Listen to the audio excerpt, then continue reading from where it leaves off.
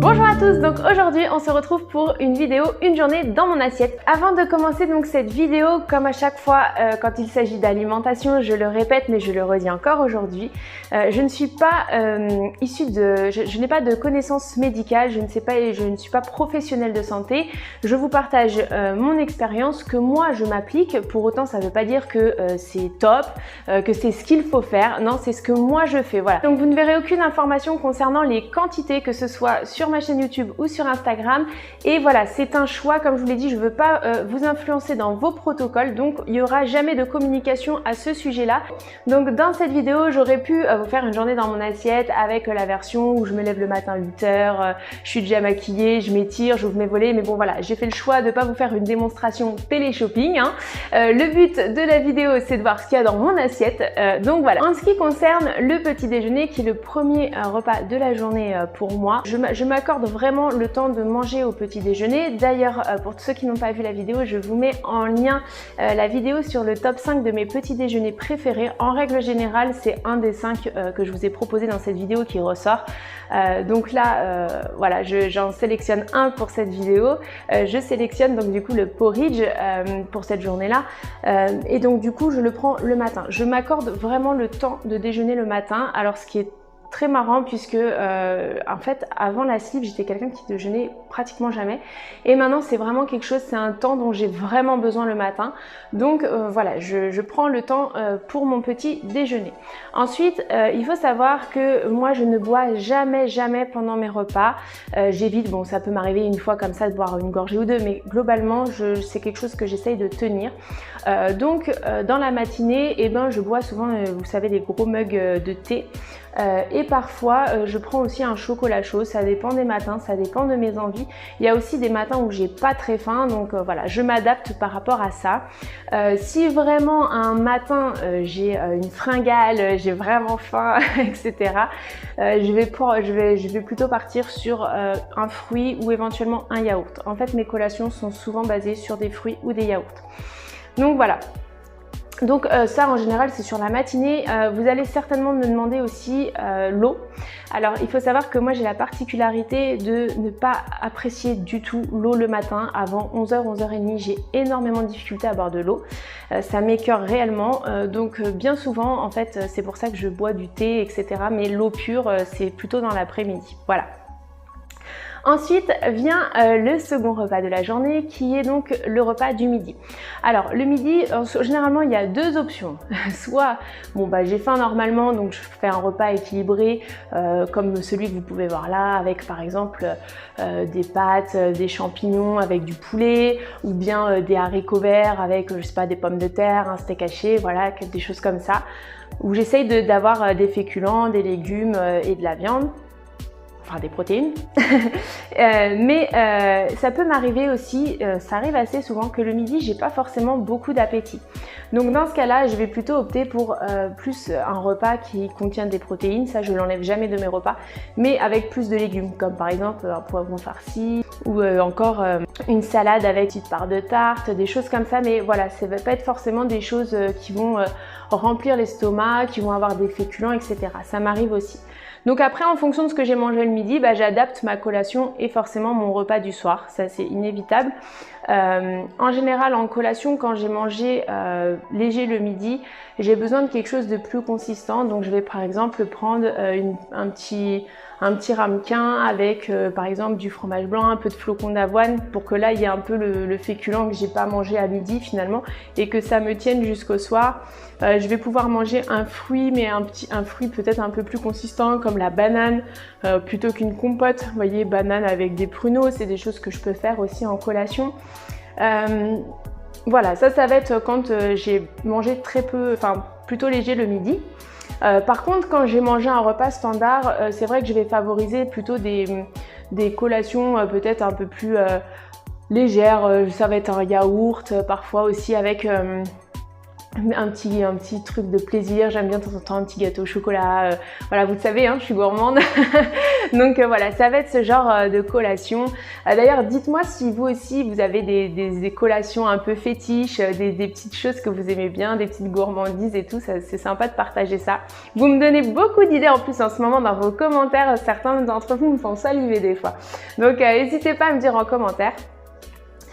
Donc voilà, ça va être voilà, la consistance en fait de la collation, je l'adapte par rapport à ce que j'ai mangé le midi en fait.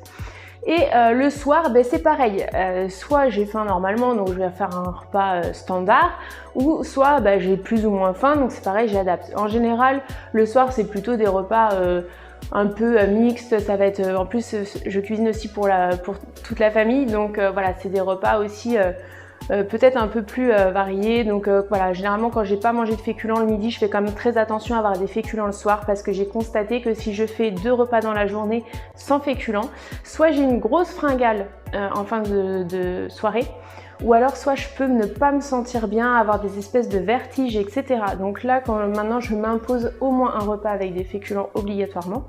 Mais du coup, voilà, je peux manger par exemple le soir du riz avec du poulet au curry ou encore du riz avec de la sauce aigre douce, donc c'est un mélange de viande avec quelques légumes, etc.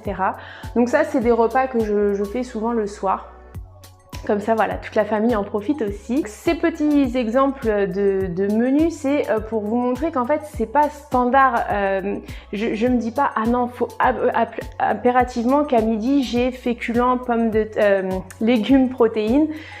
J'adapte. Si un midi j'ai pas très faim, bah, je vais manger plus de légumes. Si par contre un soir j'ai super faim, bah, je vais manger que des féculents. Vous voyez, ce qui compte, c'est que sur la journée, en tout cas pour moi, c'est que sur la journée j'ai un menu dans la journée qui soit globalement équilibré. Donc la seule chose sur laquelle je fais jamais l'impasse, c'est sur les protéines, parce que je sais qu'elles sont, voilà, mon chirurgien avait vraiment insisté là-dessus. Je sais qu'elles sont vraiment indispensables. Donc là-dessus, je faiblis pas. Quoi qu'il arrive, j'ai des protéines dans mon assiette. Et ensuite, en tout cas en ce qui me concerne, moi je sais que le soir, je suis quelqu'un qui me couche aussi assez tard. Et j'ai besoin aussi d'une collation. Donc il y en a beaucoup qui me disent « Ah, tu fais pas de collation le matin finalement vers 10h, 10h30 ?» Pas forcément. Mais par contre le soir, vers 21h, 21h30, j'ai besoin d'une petite collation. Et souvent là c'est pareil, ça va être yaourt, essentiellement des yaourts. Et ça peut m'arriver, voilà, de faire un petit pot de fromage blanc avec quelques fruits. Voilà, ça va être des choses quand même très légères parce que j'ai pas envie j'aime pas me remplir le ventre le soir. C'est pas quelque chose que j'ai l'habitude de faire. Mais par contre, voilà, le yaourt est indispensable et puis parfois je peux l'agrémenter un petit peu. Ce qui fait que ça m'oblige aussi à avoir des apports supplémentaires. Pour ce qui est de l'eau, c'est vrai que j'en ai pas parlé. L'eau, je bois aussi l'après-midi. Je rebois aussi souvent du thé ou le soir de l'infusion.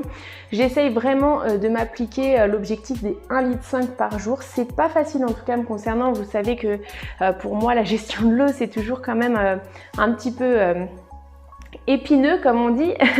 Mais voilà, en général sur l'après-midi, la soirée, j'arrive à bien gérer et même si je suis pas au 1,5 litre, j'en suis vraiment proche. Et avec toute l'eau aussi que j'ai eu en apport dans mes repas, en général, voilà, j'ai la quantité suffisante. J'espère que du coup ça aura été un peu plus clair sur vous, sur la manière dont j'équilibre mes repas. Encore une fois, je suis pas professionnelle, hein, je dis pas que c'est parfait, mais voilà, j'essaye en tout cas, ce fonctionnement-là a l'air de plutôt me convenir. C'est pour ça aussi que quand je vous disais les grignotages, j'appelle ça des vrais grignotages. Vous voyez, c'est tout ce que je vais manger en dehors des repas que je vous ai cités là. Et donc on se rend bien compte quand même que sur déjà mes repas de base, ça me fait quand même manger à des périodes assez fréquentes.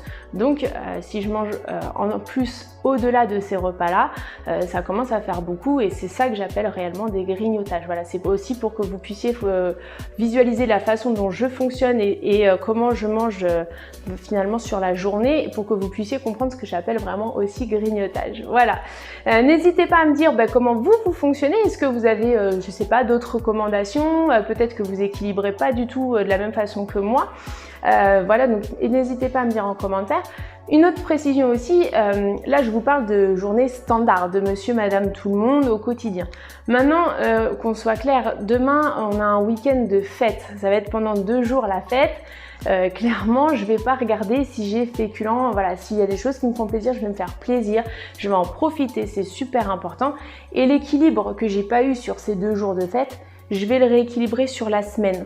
Donc c'est comme ça que je fonctionne. Si j'arrive pas à équilibrer sur la journée, je rééquilibre sur la semaine en fait. C'est ça que j'essaye de faire. Alors après, j'essaye de le faire, hein. Encore une fois, je suis pas, je dis pas que c'est facile, je dis pas que c'est tout le temps fait.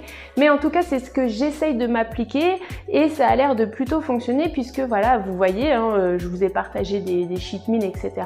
Et du coup, j'arrive quand même à bien maintenir mon poids, même si j'ai eu un petit rebond pondéral.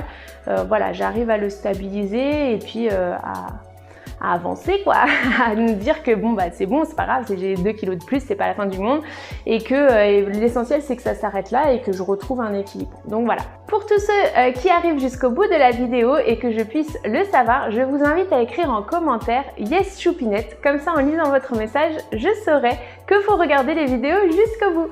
J'espère que cette vidéo vous aura plu, surtout pensez à liker et je vous souhaite une bonne soirée et je vous dis à demain pour la prochaine vidéo.